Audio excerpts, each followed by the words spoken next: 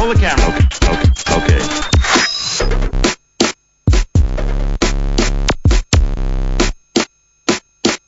Scene 1, take 1.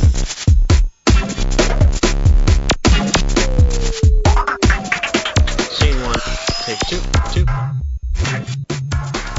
Kia ora. Welcome to Rodney College News. I'm Hannah. And I'm Serena. And today's stories, a new crime is sweeping the country in a form of woolen graffiti. Scientists have invented an invisibility cloak. We helped them find it. And the latest weather around the country. But first, a story that'll turn you upside down. If you think the world is getting more and more topsy-turvy, it turns out you're right. Builders in Germany have built an upside-down house. And before you think they may have read the plans upside down, they did it on purpose. The wacky abode was built as a tourist attraction, as well as being a comment on the state of the world.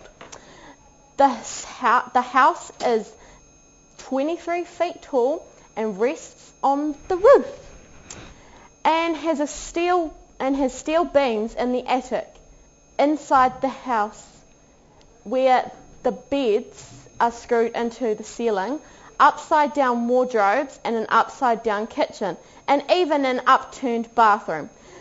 Though it's not known if anyone has tried to have a bath in it or go to the toilet. Normally a house like this would have taken 3 weeks to build, but this one took over 4 months because the workers kept getting confused by the strange angles of the walls. Many tourists visiting the house complain of feeling sick and dizzy after just a few minutes inside. Now we cross over to our reporter Riley, who is inside the house. How are you feeling, Riley? Thanks, Hannah. I'm here with the owner of the house, Chloe, and I'm feeling quite upside down. So, Chloe, what made you decide to build this upside down house? Well, I wonder what it would be like living on my head. Oh, so, what comment do you feel the house makes about the state of the world? It's good to be different. The world doesn't have to be all the same. What are the challenges of living in a house where the beds, bathroom, and kitchen are on the ceiling? I get quite a few headaches from the blood racing to my head, and I just pop a few pills, but it's quite difficult going to the toilet. How much would a house like this cost? I haven't really worked it out, but the cost of putting things on the roof is quite high. Thanks, Chloe, and that's all for me. Now back to Serena in the studio. Thank you, Riley. Even watching that makes me want to feel like vomiting. And now, a story that's truly out of sight. Look out, Harry Potter, the world of science is catching up to the world of magic. I mean it.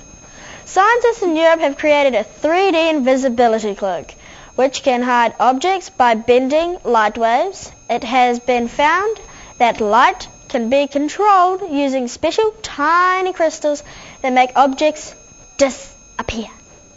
So far, scientists have made small objects such as coins disappear, but hope that it won't be long before they are hiding cars, planes, and even people.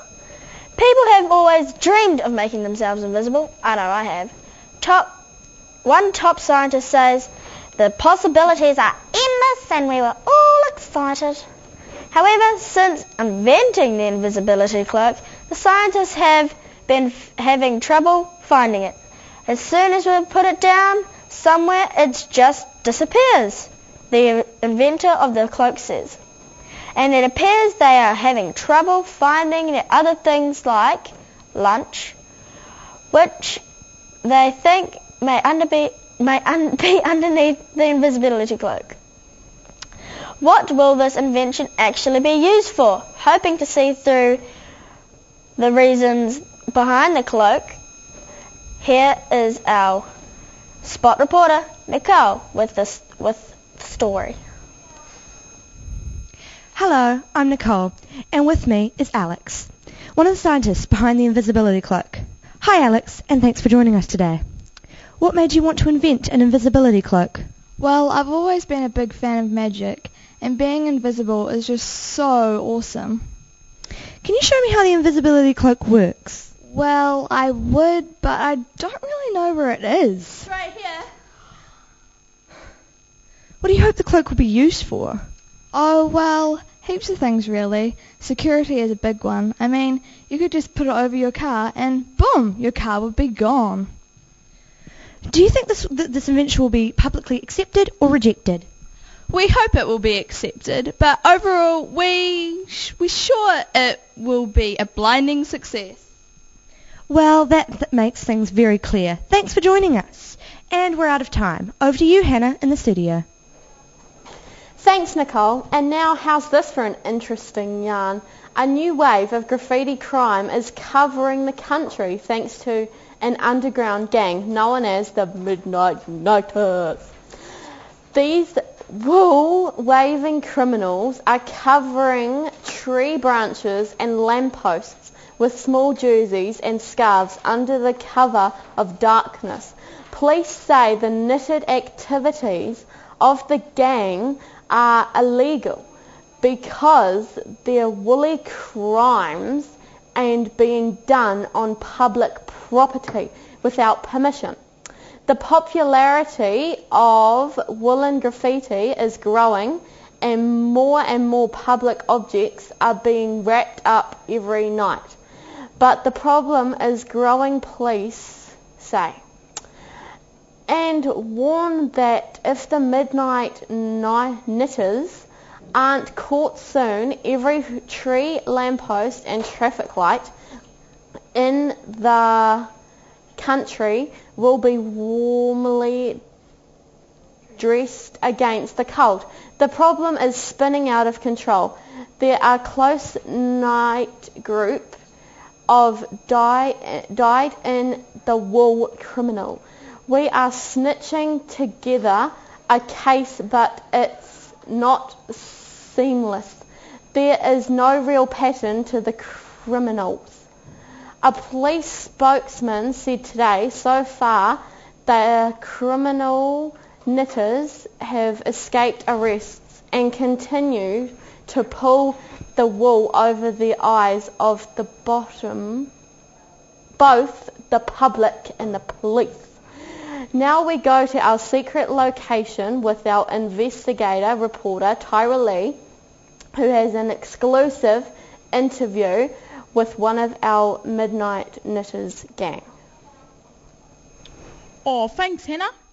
I'm Tyra Lee, and joining me in this top secret location is a member of the Midnight Knitters gang. Hello, Chloe, and thanks for joining us. So what led you into the dark underworld of knitted graffiti?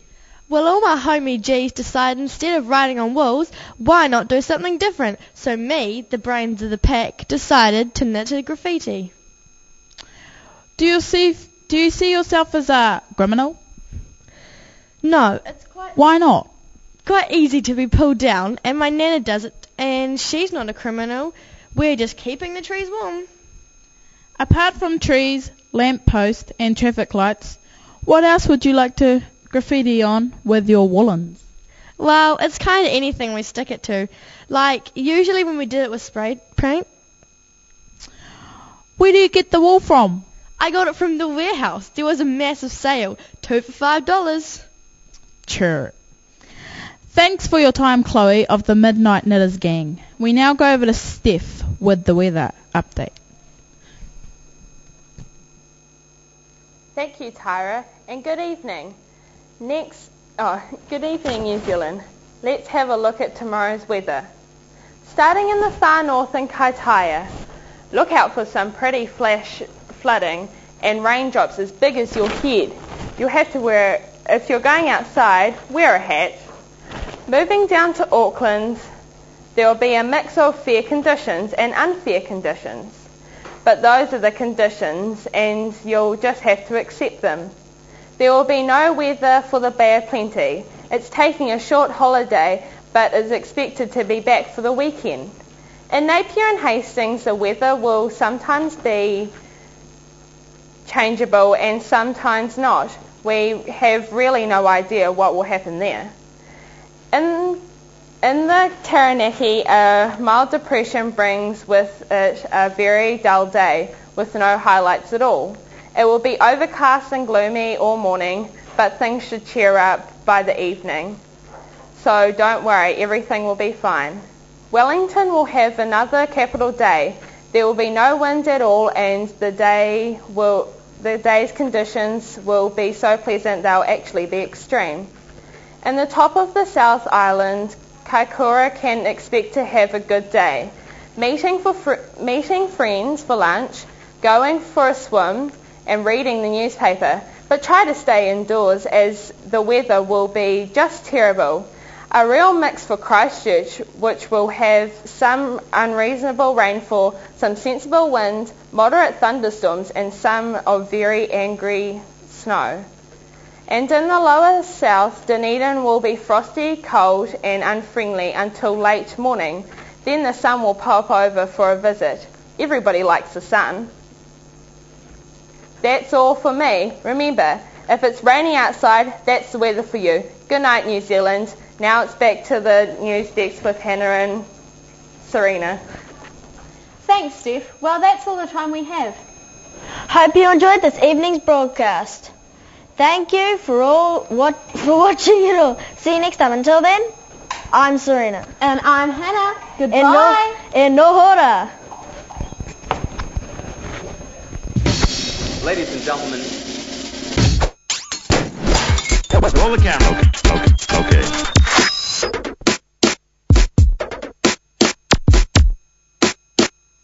Good evening, ladies and gentlemen. Tonight we are featuring an interview with a very peculiar-looking gentleman. Scene 1, take 1.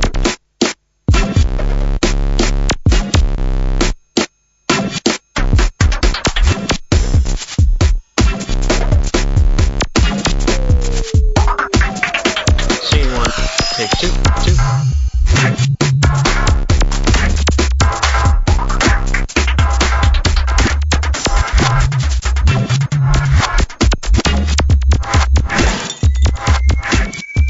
Take 2.